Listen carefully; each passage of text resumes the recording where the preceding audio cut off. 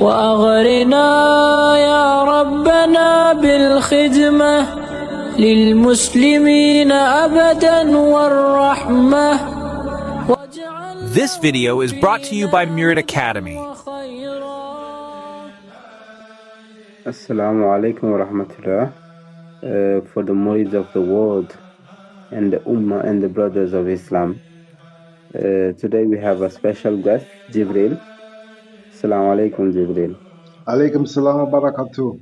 This brother is our best for today posted in Muridiyya Academy. So before we start the journey with Jibril, please can you introduce yourself and share us a bit about your background of yourself before Islam. Assalamu alaikum. Okay, I am Jibril Kelly. I frequent the London Daira in London. Previously, before I reverted back to Islam, I lived in New York. I'm of Caribbean parents, born in the UK, grew up in the Caribbean and in United States, and then came back to England. So before Islam, I had a very, call it, interesting journey, life journey, from a young age until now. MashaAllah. And this is the journey of Jibril before Islam. So Jibril, what is your inspiration to your journey in Islam? What brought you into this religion? And what are the reason and the precursors of that? Going through life, we originally were born Muslim. We are Muslim from before birth. Okay, it's due to the influences of our parents and those culture around us that either make us deviate from the essence of Islam.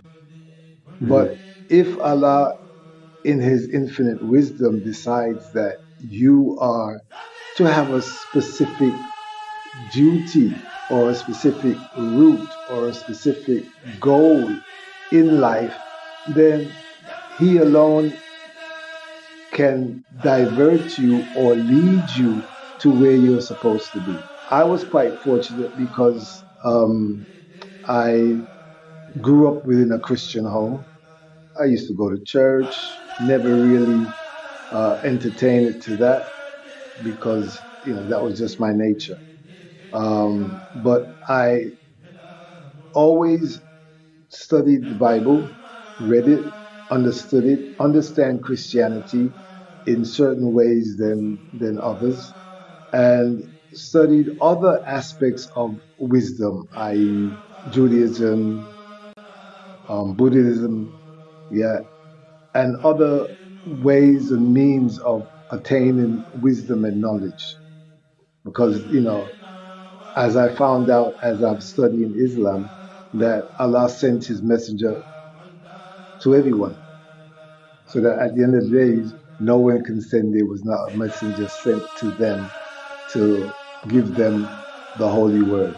So, I've studied a bit of each of these, still searching for wisdom.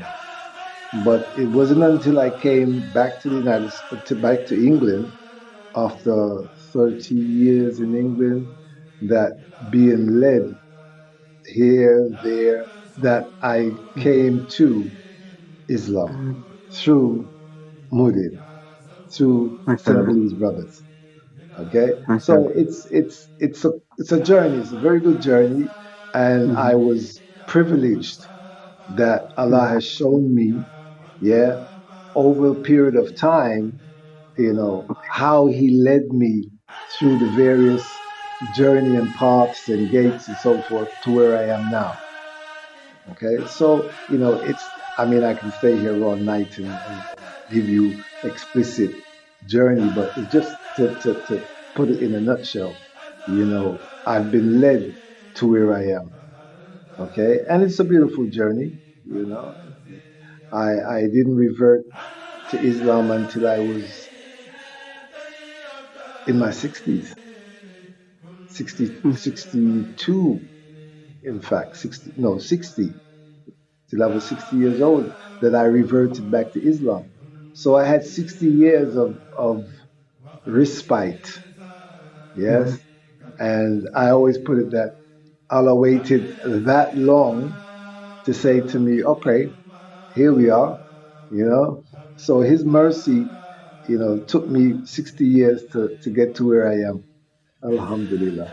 MashaAllah, Jibril, and Alhamdulillah, Alhamdulillah, Alhamdulillah. So my question is, was there like a defining moment, or was it like gradual? Was it like a just day, one day when something happened, you say, "Oh my God, I'm gonna go convert to Islam," or was it like a gradual of events and Well, moments? you can say it's both, depending on how you look at it. Gradual in the sense of over the years being influenced and being looked at from different angles, truth. Okay, and I always liken it as having various colored bottles on a table or in a shelf, and you're putting clear, pure water within each bottle. Now, in one respect, you will look at the bottle and think that the color of the bottle reflects what is inside the bottle. If you're looking for truth and knowledge and wisdom, not until you empty the bottle and you find out that the essence of the bottle is the same within all of them, that the only difference is the color of the bottle, then you start to realize that truth is only one truth. No matter how you go down to it, truth is truth, wisdom is wisdom, knowledge is knowledge. Used like electricity can be used for good or bad, but truth is truth. But I worked at a place here in London called the Selby Centre. In that space of time, the Murid brothers came to use the center for diners. So they came, they rented the room, and in my capacity, I helped them as much as possible. Whatever they needed to ensure that their stay in the Selby Center was good. And within that now, it's as if you're drawn to it spiritually, you're drawn to it. I don't know how, I don't know why, I don't question it. Okay? But I was drawn to it. And one day in June, July, a few years ago, one of the brothers said to me, "Oh, why don't you come take your Shahada?" I said, "Okay, no problem." Okay, and that's where the journey began. But by understanding what they were representing, okay, then I said, okay, it's truth, it's wisdom. And as you know, in all things, whatever is new in your family, people are very skeptical. So by me becoming Muslim now and having to go into the house and explaining to people that I am Muslim now, oh, but I looked at it this way. I said, if I practice Islam in the light that it's supposed to be done, yes, and just do it, hopefully people around me, families and so forth, will then say, well, okay, their outlook or their perspective of Islam will change. Because everyone has a perception of what Islam is based on the information that is inputted to them. Unless you actually in and understand it, then, and I was one of those. I was one of those people who, Islam, Muslim. I knew about it because, I grew up in the States, so I knew about Islam. And it so happened to be that my son, my first son, 1978, his name is Khalid Jibril. So that's an Islamic name. So even from then, unbeknown, spiritually, I was geared to Islam. So it was just a matter of time to actually come and then become wholeheartedly involved in Islam.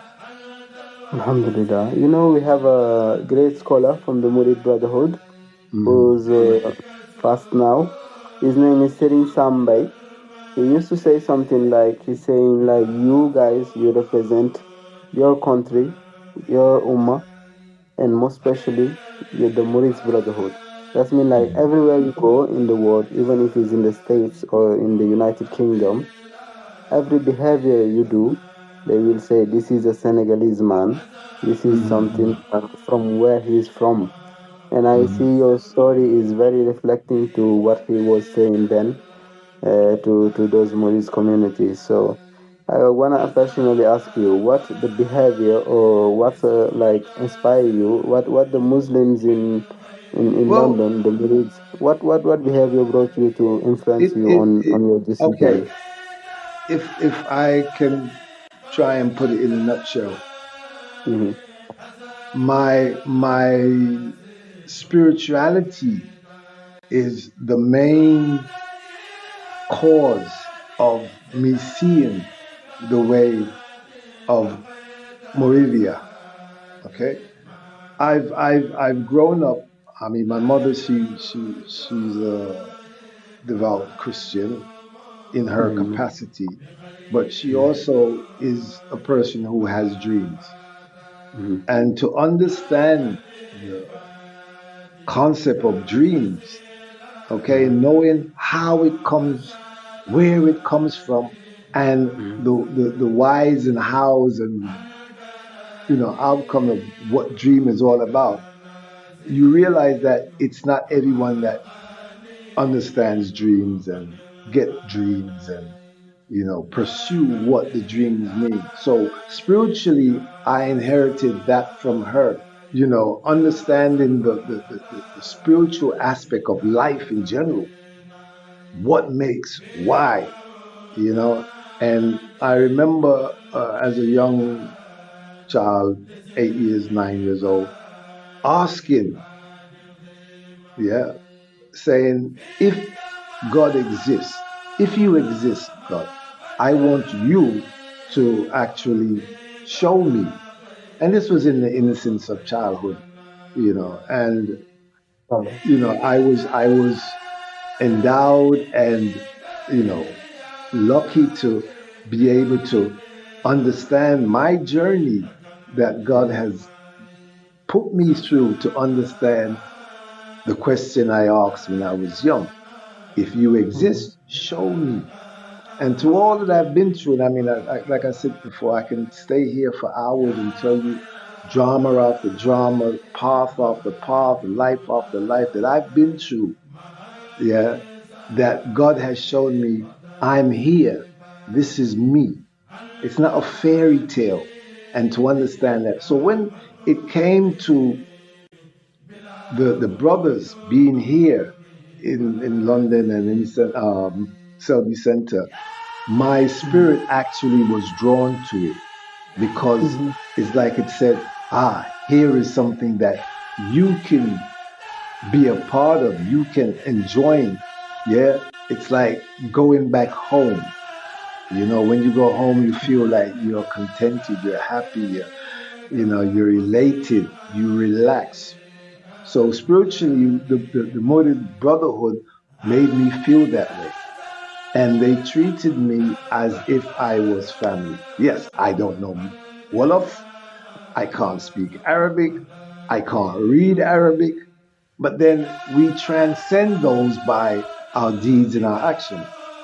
Okay, Mm-hmm. so, me being who I am before I became a Muslim, it fit right into the Murid framework.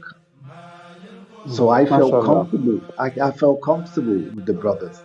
And, as the first year that I became a Muslim through the brothers, I then end up going to the Magal, which was my first MashaAllah. experience, and that was another enjoyable as well as eye-opening experience because for the first, the Magal was in I think September at the time, and it Mashallah. was June, July. So it wasn't even 6 months that I became into the brotherhood that I went to the Magal, and I was fortunate to meet the Caliph. Alhamdulillah. Yeah, Sheikh first Muntaha time. al-Bashir. And So you you know, have met Sheikh Muntaha al-Bashir, the actual Khalif of the the Muridiyya, actual, right? yes, yes, and MashaAllah. the brothers that took me there, I met their family MashaAllah. and became part of their family, and you know, And how did but- you feel on then when you saw him the first moment well, I becoming mean, Murid? I remember I don't know anything. Yes, I Alhamdulillah. don't know anything. So it's like you go into somewhere and you would like meet a king, and oh, he's a king, yes. It didn't dawn on you the importance and the relevance of meeting the Caliph until people come back and people says, "You met the Caliph?" Yeah. Oh my Alhamdulillah. goodness. Yeah. Oh my goodness. How did you do that? People are born in Senegal, grow up in Mm-hmm. Senegal, die True. in Senegal, and never True. met Never. the Khalifa. And here Never. you are 6 months into reverting back to Islam, joining the brotherhood, and you meet the highest person in the Murid. How did you do that? I don't know. MashaAllah. I just, It's like being accepted as a Murid then. It's like the proof of being accepted by the Khalif himself. yeah, you know, and even with meeting the Caliph, it's like, I have a certain respect for dignity and dignitaries. MashaAllah. And to see certain things, and I'm saying, well, it doesn't marry up. But I got to see him, and I asked him, I said, what's the best thing that I can do? Yeah, because people are asking for this, asking, but I'm saying, he said, oh, the best thing you can do is serve the community. So I said, okay, that was my indigo. Serve the community. Okay, I don't know what it means, but however life treats me and teaches me and carries me, treat the community, serve the community. So that was that from there. And then, That's the from next the thing, Khalif who told you to serve the community, right? yeah, yeah. Because I asked, MashaAllah. what's the best thing I can do? He says, serve the community. Okay? So this is the message for Singh Muntaha who told you to all of us that are listening to us when you ask him what is the best thing you can do, Yes. so that all of us can inspire ourselves from that, is Yeah. that to serve the community. Serve This the is the best community. thing we can. Yeah. Because, MashaAllah. I didn't, to tell the truth, I didn't know what to ask. I didn't MashaAllah. know what to ask because you're in a situation where you're thrown in and you're thinking, what am I going to ask this big man? What am I going to ask this great man? And you're pondering, and then the question was, what's the best thing I can do? You see? But when you understand the depth of what he said, you find that the task, simple as it is to be said, it's a big asking because there is so much different aspects of the community that you can serve, and each of them is a mountain to climb. True. It's not until afterwards I'm thinking, serve the community. Oh, okay, how am I going to do that?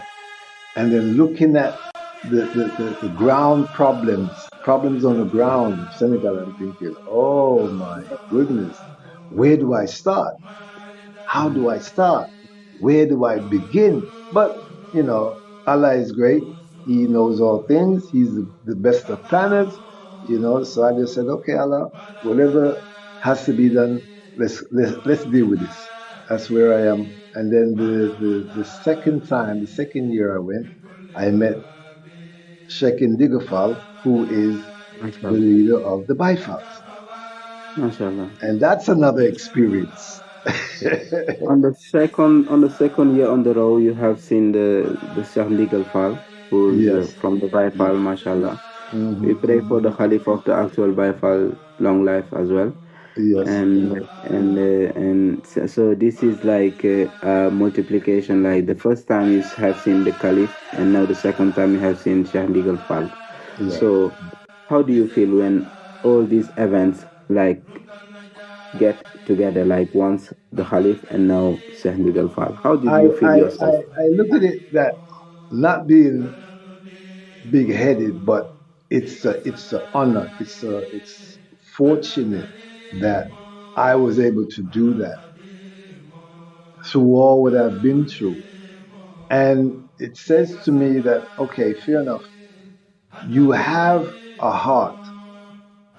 You may want to express your heart, your feeling in what you do, how you carry yourself, how you treat people. And if you are spiritually endowed, use of a better word, then things will and doors will open for you. Things will happen to you that are blessings in disguise. So I look at it and I say to myself, well, to do these things and to meet these people where many people don't meet, it says something for you as an individual. And you have to live up to those expectations, not because of people, but because of how spirituality has guided you to where you are at that moment in time. And you have to respect that and you have to be grateful to Allah that He allowed that at this stage in your life when everybody else is supposed to be retiring, you're now embarking on new journeys and new adventures. So, I look at it as a blessing, that I was able to get and enjoy. Okay, so it's beautiful. Mashallah. Mashallah. I can remember on your beginning you told me you was asking to God to show you proof. And I see Hmm. that the Murid's core beliefs is Muridullah, the Yeah. one who desire or aspire to get into God, to go to God. Hmm. So seeing that connection that brought you to the Murid means like is a proof of those question you was asking to God before, like issues like is looking like an answer to you is like the Murid, which is like a very like revealing, like seeing Hmm. yourself like asking question on God to show you proofs and Hmm. getting into a murid, which is the meaning definition of murid is someone who desire to get into God, who So have the yeah. desire, like Hmm. looking like you were even a murid before knowing it because you are asking to God to show you proof and then you become Exactly. murid. So Exactly. I Exactly. can see, Exactly. I can see And that that. So that I is mhm. that was only the opening of the door. But once Right, you're in it, okay, right. then there's so much. But a lot of it that's available is something that's already within me that Mm-hmm. is yearning to True. find, to search, Yes. to explore, to make a part of. Okay, Right. because from 1978 I was into Rastafarian. Mm-hmm. 78, 79, 80. I came to England in 1980. Mm-hmm. So that sort of mindset, mind frame of Rasta, in a way, is a first lesson in Murid because you have to now detach yourself from certain aspects of the dunya. Mm-hmm. Okay, Mm-hmm. so being able to now detach yourself, that is also a part of being a bifal, True. because bifals are Mashallah. not really engrossed in the dunya. They are in Mm-hmm. it, they are part of it, but they are not with it. True. So Mashallah. that made it easier. That part of my life was a training ground for what I was to do as a bifal and in Murid. The Mashallah. spiritual aspect, knowing dreams, knowing dream interpretation, following the dreams, have a dream tonight. What does it mean for the next few days? See how it unfolds. That's also certain sciences within the murid. Okay. And seeking for that knowledge that is outside of yourself as well as deep within you, that search is also part of being a murid. So, my journey was a preparation for this, gathering the tools and things that are needed that I will be able to use as a murid by far. Mashallah. So before we dive into the legal you have received to serve the community by Sayyid Muntaha, Hmm. who is the one you want to realize, which is Keur Sokhna. We want to ask you one question on the Murids before we get into there. Hmm. So, how your views on the Murid shapes your understanding of Islam, as you can explain the bifiles and the detachment from life. How your views of the Murid spirituality shape your understanding that you had on Islam before we get into those questions. Well, previous knowledge of Islam, as I said before, was based on information. What they Mm-hmm. call it nowadays, they call it fake news. True. Okay. Although it wasn't, I look at it this way, it was as if the concept of Islam was not prevalent in my mind.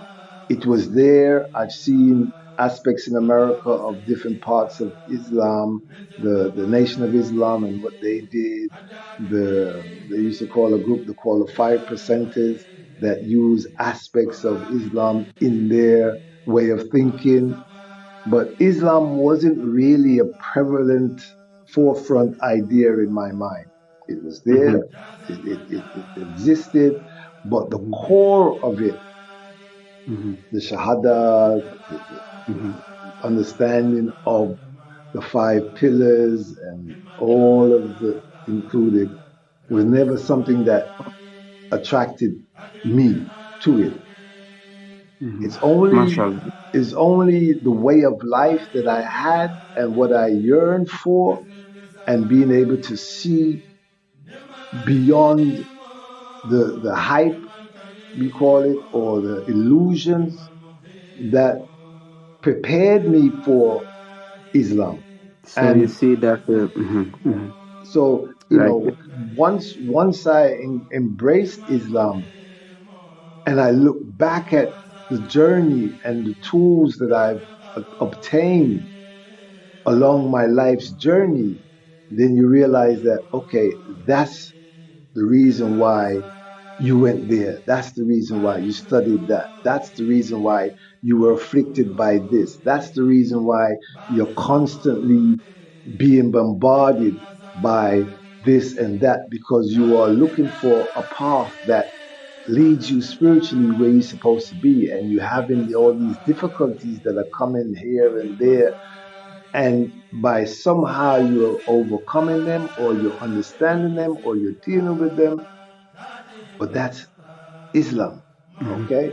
And then when I'm reading now about Islam and I'm reading the Quran, and I'm thinking, well, yeah, I've been through that, and I have that happened to me, and I understand why the path is the way it is, and the acceptance of the path, and to be grateful and have that gratitude for whatever you've gone through to get you to here, and knowing that you've had friends that are now gone who've never had the chance to say La ilaha illallah wa mhm, ashhadu anna Muhammadan Rasulullah.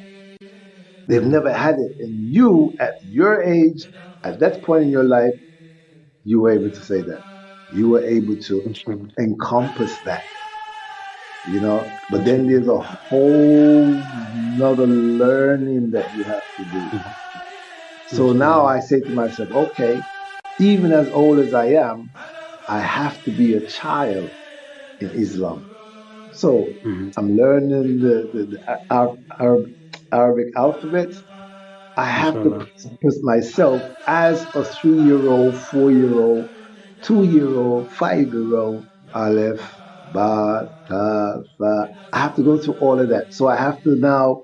regress as a child to know all of that. And all the mashallah. complication and all the headaches and all the stress, but that is part of the journey. Okay. It's a Mashallah. beautiful journey. I look at it, there's times I'm with my Quran teacher and he's going, you gotta say, you did this, and I'm going, "Arr, arr." Or you see the letter and you can't pronounce the letter or it's the wrong letter. And as a man who wants to seek for perfection, you're thinking, oh my gosh, why? Why can't you remember? And then you go in when you do your prayer and you ask Allah, please just open my mind so I can memorize, certain surahs, and you're memorizing it and you're forgetting words and you have to make sure that you say it right because one inflection of a word changes the whole meaning of the word and you're thinking, oh my gosh, Mm-hmm. but he says, don't worry, you're trying, you're getting reward for that. And I'm thinking, yeah, but I'm not saying it right. I'm not, and oh my goodness, but hey, it is what it is. I'm dealing with it and I'm glad it makes my life so much better, you know. Mashallah. And I can see that you can say that you have discovered the real Islam, as you see on in America, like Nation of Islam, which is Mm. with El Hajj Malik Al Shabazz, Malcolm X. May Yeah, Allah forgive him and grant mhm, him paradise. yeah, As he have himself discovered after going to Makkah, a real Islam where everyone is the same, where we yes. have all Muslims in Mecca, for example, when he went there, seen white Muslim, black Muslim, as he was like Chinese Muslim. really And the nice, hard time back there in America with all these problems with race and that. exactly, So you exactly. can say that with this Islam, you can have a real true Islam, And and the nice that thing about it as as well, yeah. even being here, when I Hmm. first accepted Islam and I took my Shahada, Hmm. being where I am, I would go into a mosque and they would look at me, you know, and I'm saying to myself, well, okay, even here there is, and it's bad to say, and I wouldn't say it's bad to say, but Hmm. there's still discriminations because Yeah, that's human nature. That's human nature. Okay, true, to true. to to see somebody and think, oh, they're not true Muslim because they don't have this, they're not wearing that, they're not acting Mhm. this way, they're not acting that way. Yeah. Yeah, but no one's saying, oh, my brother, you're in the mosque? Okay, good. Are you Muslim? Yes, okay. Nice to have you. This is A, Hmm. this is B, this is C. A lot of it I had to either go on YouTube, Yeah. Facebook, buy books and read to get. Yes. When it came to my prayers, no one said to me A, B, C, D. I had to go and open the book, buy a book on Salah and read the book on Salah and try and, sometimes I'm at work and I have my headphones on and trying to memorize the things. So, it was a hard journey, but I'm still learning and it made me who I am, made me to understand that even within a community where there's Muslims, there's still diversity. True, Okay, the true. people from Which is. Bangladesh, the people from Mhm. Pakistan, the people from India, the people from Syria, the people from Egypt, from Yemen, from here, from there. Even though they profess Islam, there's still a bit of division. But Mhm. I have no division. True. I put it this way: I am the one that traveled the Atlantic. I left the motherland. I traveled the Atlantic, and Inshallah. I bear Inshallah. the stripes and bruises of the oppressor. Inshallah. Okay, Inshallah. and I've returned back. You know, knowing that all this happened. Yeah, and I'm here to be counted. But if you don't Yes. want to be counted, that's your problem. I'm here to be counted. So I'm just making sure that the spirit within me, shows me the wisdom, teaches me the wisdom of Islam, shows me the mysteries of Allah. Yeah. and guides me on the right path. You know, you hear, oh, you can't do this. If you do this, your salah is invalid. You can't do that. You can't.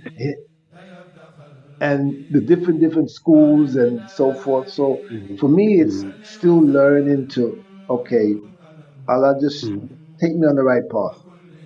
Okay. Inshallah. Yes. And where I am now, apparently, even though people say, oh, it's Sufism, it's not part of Islam, blah, blah, blah, this and that. But I know that spiritual exercises, spirituality is the basis of Islam. And if you're not Yes. practicing spirituality, no matter how much you pray 5 times a day, and morning prayer, night prayer, this and that, and you do fast, and if you don't have the spirituality behind you or as a foundation for you to stand on, you're just doing Islam, token Islam. True. Okay? As the Sheikh said in Mazalikul Jinan, relating to the Islam, is saying like it's three part. As we can say in Hadith Jibril, for example, he said there's a man who went to the Sahabas and the Prophet, asking the Prophet what is Islam, and then and he explained him everything, and he said that's Iman, Islam, Ihsan. Iman means to believe. Yes. Islam means to take those beliefs into action to practice. And ihsan is like to worship Allah as you was seeing Him. Yes. As though if you don't see Him, He sees you. Which is Yes. true, because if you don't act in your heart as you are seeing Allah, then you can even like do things that are not real in your heart, which is very important in tasawwuf. We tend to be real and show our honest self, like, or and not do things just because we want people to like us or do anything, which Yeah. is I Because agree with remember, you. Like, the innate spirit within you is yeah, designed to do good. true. Your innate spirit, the spirit that is really you, which is the spark of Allah, is designed to do good. Yes. So, that is Islam. If you're not willing to bow down, to be subjugated by Allah, to give what you have for Allah, then it's only a token. You're only, it's like where we say here, you're only doing to tick the boxes, like the council. They only do things, oh, yeah. They're not really Yeah, going like, into, yeah, they're not saying, well, okay, mashallah. this is the way it is. Let's deal with this. Oh no, does it look good? Yeah, it's okay, it's okay. Not even knowing, not understanding what is the pretext of it. You Yeah, know, like focusing on quality instead of quantity quantity. and everything you Exactly. do. True. Yes. Yes. So we're gonna go on the Sokhna now. Okay. So as we said, Oh, Jibril, yeah. you want to realize that ndigal that the Caliph told you to save the community, and do that. You thought that the best thing to do is to do Sokhna, Yeah. which is your project. So we're gonna just give you the speech now, so you can tell us what Okay. is Sokhna and what are the objective of it. Okay. Now, like I said to you, my first few visits to Senegal, are eye openers. You hear over time that Africa is this, Africa is that, Africa doesn't have this, Africa is poor, people are this, people are that. But the situations that they find themselves in sometimes is not of their doing, it's manipulation from those who have the so called power and leverage. So, the first time I went to Senegal, it was about, and I was driving from Dakar to Touba. And then you find on the road, so there was an accident, there was death. And one of the questions I asked is that, because I see the cars and coming from England, you think, oh, those cars wouldn't be on the street in England.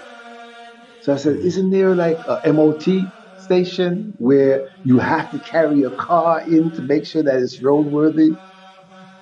Nope. Okay.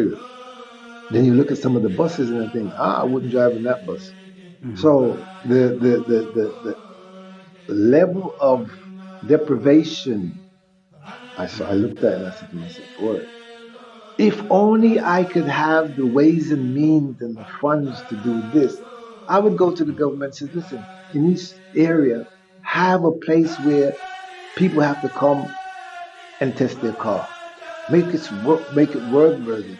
Yeah, fair enough. They may not have the money to do that. They're struggling to get the money, but it'll cause less accidents on the road, less death. So that was, these are the way I'm thinking. What before I met the Khalifa, this is what I'm thinking. I'm thinking, boy, they need this, they need that, they need that, they need that. If I had £1,000,000, I'd try and get this going. MashaAllah. But in moving ahead in our society as a race, we have a beautiful relation with our mother first and foremost, our sister, and our wife. We should have. Okay. Yes. Now, Yes, true. we should have. We should We have. should. Yes. Yeah. Okay. Now, growing up in the West and understanding the concept of slavery and the mentality behind slavery, to control the family, and this is what they used in the making of a slave.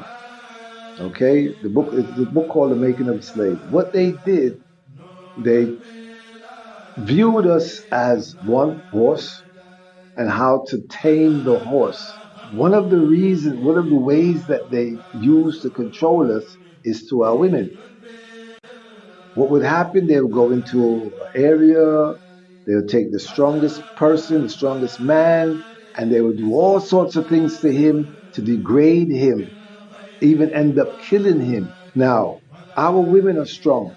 They would see this, and the psychology behind it, they would say to their sons, please don't let this happen to you like how it happened to your father. If there's daughters there, they would grow up telling their husbands in the end, oh, I saw what they did to my father, or I saw what they did to that man.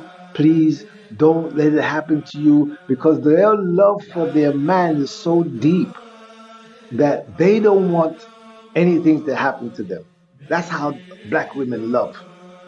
They love unconditionally. So to control the family, they target the women. And even up to this day, it's still the women that they target. Now, African culture is based on the strength of the woman. It's a matriarchal system.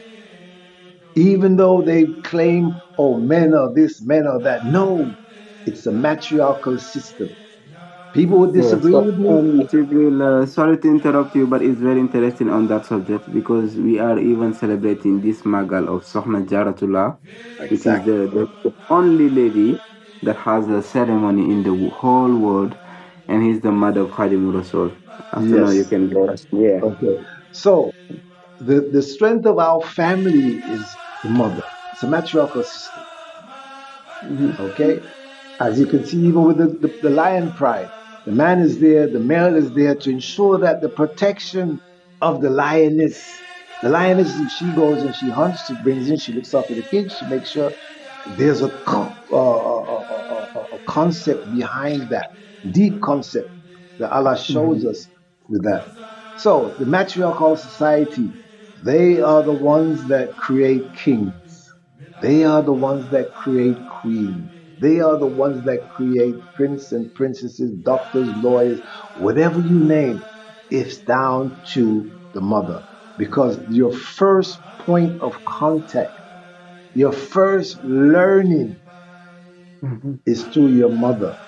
Now, if you disrupt the mental state of the mother, the emotional state of the mother, the physical state of the mother, she can no longer produce the strength needed to have a strong nation.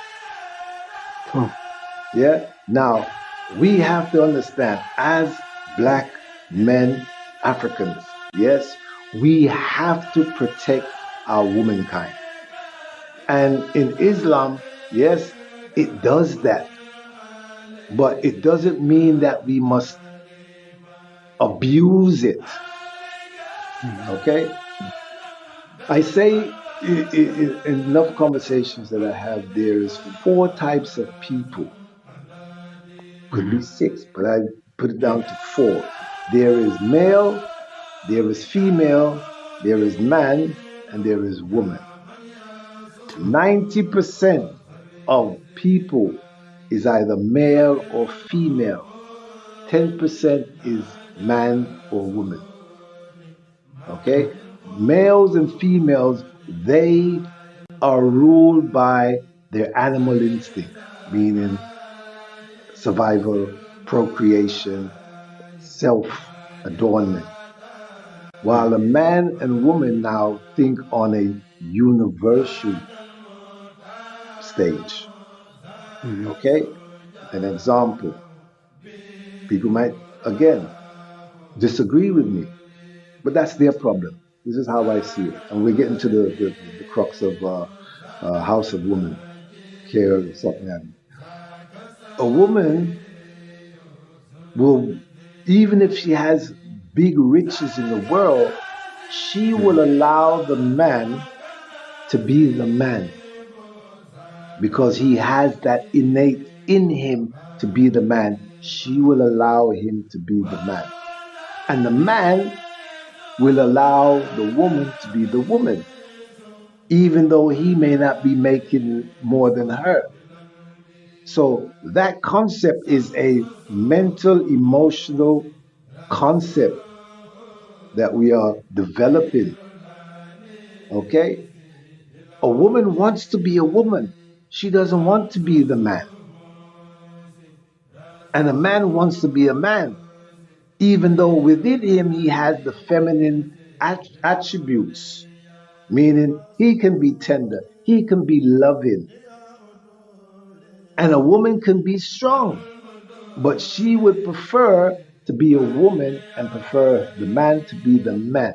It doesn't have nothing to do with finance or nothing like that. It has to do with spirituality. Okay?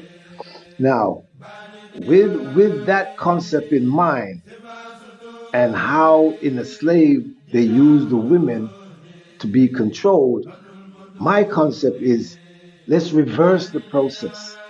Let's start to ensure that our women physically, mentally, emotionally, and spiritually are uplifted.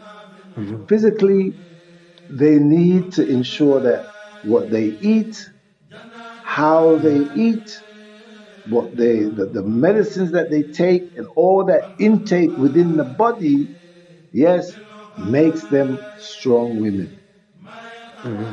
Also, mentally, they have to ensure that it's not about the eyelash, it's not about the long hair, it's not about the clothes, it's not about the shoes, it's not about the perfume and the makeup and all of that that will make you a woman. Nah, it's how you are under stress, where you have to use your mentality. You have to control that emotion. You have to use that emotion and mentality to build. So the project that I've developed now after years and years of looking at things is this, the House of Women. Okay? I don't pronounce it right in Wolof, so I got people to, tell me what it's Keur, what it's Sokhna called. yi. Care Sokhna. Good. Keur, Sokhna yi. Yes, good. Okay? So that embodies all of that physical, mental, emotional, and spiritual upliftment. Okay? So the project that I'm doing now, it's a multifaceted project. It's based on a spiritual foundation that goes back to the time of Adam. How Allah created from what is above to what is below and all that's in between. Okay? It's deep because the company is spiritually based. Okay? So we have 10 aspects that ties into that. So if you're having to look at the health aspect, you have to look at what they eat. So you have to incorporate agriculture and providing the foods necessary to enhance them.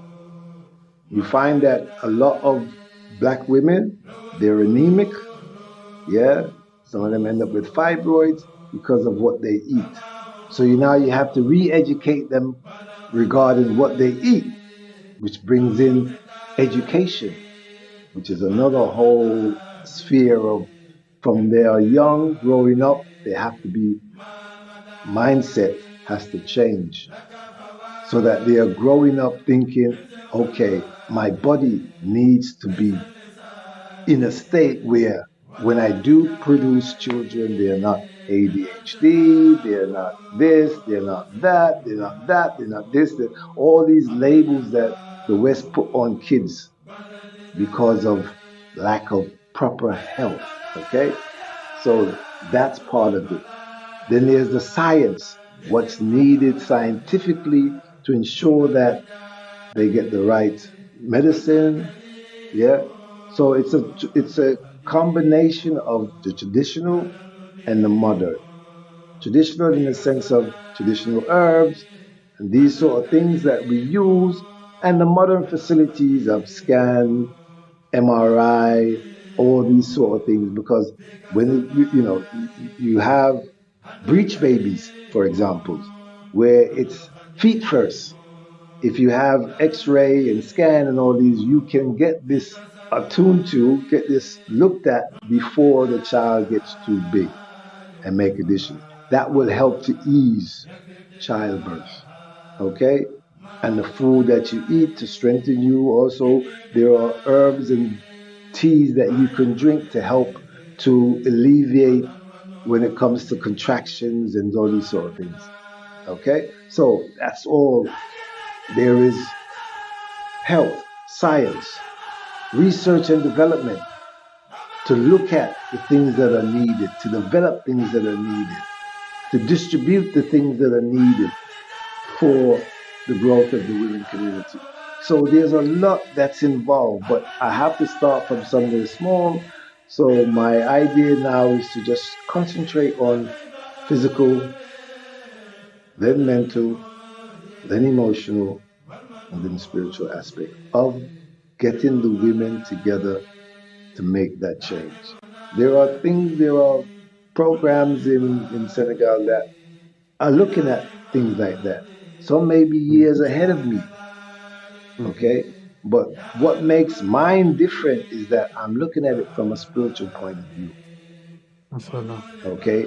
That spiritual point of view is how we view our Creator, our Lord, our Master. And how, by looking at from that perspective, how are we going to move forward? Yeah, you find that UNICEF, Red Cross, WHO, World Health Organization, they exist. But why do they exist? I was listening to Bill Gates, Kamala Harris talking about, oh, depopulation. Who are they going to depopulate? Yes, Exactly. they look at themselves and think, oh yeah, we are here. We are the part of the population that we don't want to get. They are looking at Africa. They are looking at India. They can't even look at China because China has the economy where they are borrowing. The West is borrowing money from China. The West owes China money, but they're looking at India and they're looking at Africa. India is progressing. Africa is there. It's like, oh, you got too many people here. You got to get rid of some of you. That's why the pandemic. That's why the AIDS. That's why this virus, that virus, that virus. And it's the African women that they are targeting. Droughts, targets, killing off people. Why? Create a situation where they cannot defend for themselves or even fend for themselves, then you control them. Create turmoil in a country that's, you can control them. You can give them any kind of medicine because they don't have the time to look at the medicine, to analyze the medicine. What is it doing for me? What detriment is it causing me? Because you know these Caucasian people, they'll come to you with their Bible and say, oh, this and that, and then they want to get rid of you behind your back. Yeah, this is not wrong. So, This is very we good. have to look at this. That's why science is also a part of this as well. Hmm. GM So food, nothing. GM food. Oh, you have to have this seed. And the seed grows for 2 years, and then you have to go back to them and get seed. They don't want you to have your own so that you can do it for yourself and fend for yourself.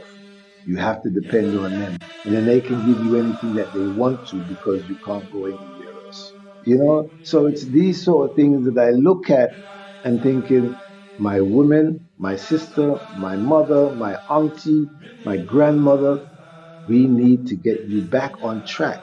Oh, mashallah. Yes. There is no king that is a good king without first having a strong mother and a good mother. Mashallah. Yeah. There's Mashallah. no queen, no matter how powerful she was, that didn't have a mother that gave her the first 7 years of her life to guide her the right way. Everything that's developed here is due to the force of a woman. Okay? And, as a man, I've learned over the years that sometimes we have to allow them to take and make choices. Okay? Because they themselves are the ones that they feel it, they know it. Allah made sure that we have a saying, a woman is taken from the side of man, not to be above him, not to be below him, but beside him. Okay, so therefore, man has to ensure that a woman stands beside him and he stands beside her, not him above her and below her. No, that's why it says, when I think I read it in the Quran or one of the Hadith, when they asked the Prophet, peace and blessing be upon him, he said, who do we go to first? He said, just I'm quoting it off the top of my head, your mother first, and then again your mother, and then again your mother, and then again your father. So 3 times before you get to your father. How important is your mother? How important is the female? Respect your parents, especially your mother. Even though she may have made mistakes, she loves you more than anything in the world. Her strength is stronger than anything in the world. She is precious. So my service to the community is that. Start with the female, start with the women, yeah, empower them, give them back the power that they deserve, that they had before. Not to be above the man, but to be the woman. Take control of the house, take control of the rearing of the children. Yeah, give them the best foundation that they can have to face what's coming ahead of them. Okay, so that's where my concept is regarding that program. And I'm coming to Senegal to try and put that in place. And even from here in London, I need all the help that I can.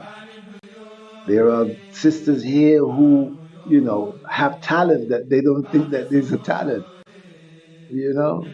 Being able to run a household, that's a big, big, big talent. That takes a lot of management skills, financial manipulation. You get money, you have to pay the bill, you have to do this, you have to do that, you have to do that. That's a lot of management skills.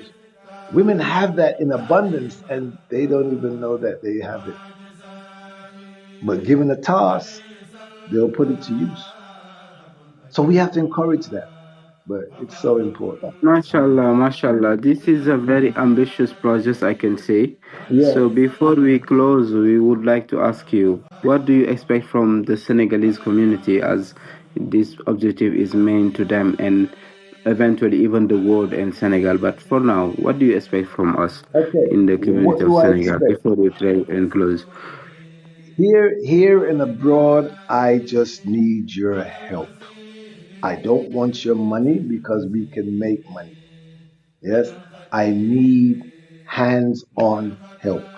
I need people who are designers, who know law, who know science, who know biology, who know manufacturing, both men and women, who know production, who know finance.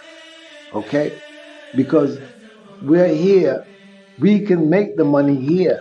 We can go for funding. We can go for lots of things here, you know? But if we don't have the quality of people who are willing to devote their time and their effort without Mhm. looking at financial rewards, then it can happen. Once you start to come into financial reward now, you're moving away from the essence of it. Mashallah. And the reason why I say that, what I did to even keep myself on track, the company is limited by guarantee, not for profit, Mhm. meaning that any money coming in, any finance coming in, goes right back into the company. True. And for people Mashallah. to say get a wage, they have to go into a project. Which means Yes. even yourself, you just get a Even salary. myself, yes, even myself, because I did that before. I had a company here called Omega Foundation Society. Omega is an acronym for Organized Mothers, Empower, Growth, Advocacy. And all these three words, yeah, it was designed to help mothers who were affected by gun and knife crime in this country. This was over 15 years ago, before the escalation of gun and knife crime.